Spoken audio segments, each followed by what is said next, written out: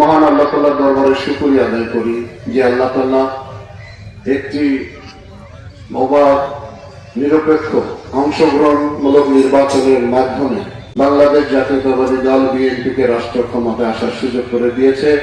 সেজন্য সবাই মিলে আলহামদুলিল্লাহ।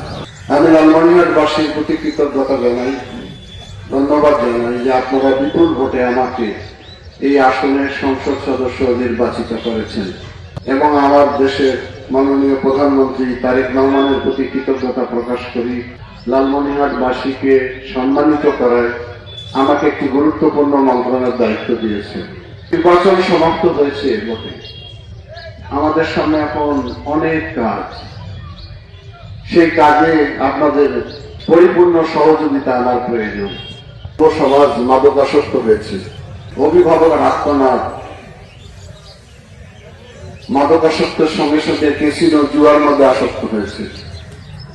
আপনারা আমাকে নির্বাচিত করেছেন, এই যে মাঠে আমরা নামাজ পড়ছি, নিশ্চয়ই আপনাদের মনে আছে পাশে যে কবরস্থান রয়েছে, ওই 2001 সালে আপনাদের এমপি নির্বাচিত হয়ে এই মাঠের যতটুকু উন্নয়ন সংস্কার কবরস্থানে সেটা আপনাদের সহযোগিতা আমি করে দিয়েছি।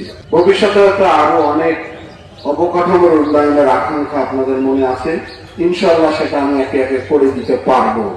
অবকাঠামো উন্নয়ন হয়ে গেল, স্কুল হয়ে গেল, মসজিদ হয়ে গেল, মাঠ হয়ে গেল, রাস্তাঘাট প্রশস্ত করে দিলাম। কিন্তু মানুষ হিসাবে যদি আমরা মাদকাসক্ত থাকি, জুয়া আসক্ত হই আমরা, তাহলে এই অবকাঠামোর কোনো মূল্য থাকবে না।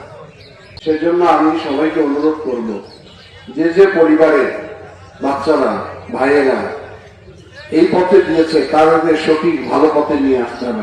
কোনো বিকল্প নেই। অনেক বড় বড় শিক্ষিত পরিবার, ধনাঢ্য পরিবারের সঙ্গে আমার পরিচয় আছে, তাদের আত্মনাদ আমি জানি। আমরা ইতিমধ্যে প্রশাসনের সঙ্গে বৈঠক করেছি, একটা নির্দেশনাও দিয়েছি। আমি হয়তো রমজান মাসের মধ্যে তেমন ব্যাপক কোনো অভিযান চালানো হয়নি। আমি আশা করি আজকের এই পবিত্র ঈদুল ফিতরের জামাতে আমরা সবাই জমায়েত হয়েছি। যে সমস্ত পরিবারের সদস্যরা মাদকাসক্ত হয়েছে তাদের আমি তালিকা করতে বলেছি। যারা পরিবহন করেন মাদক তাদের তালিকা করতে বলেছি, যারা ব্যবসা করে তাদের তালিকা করতে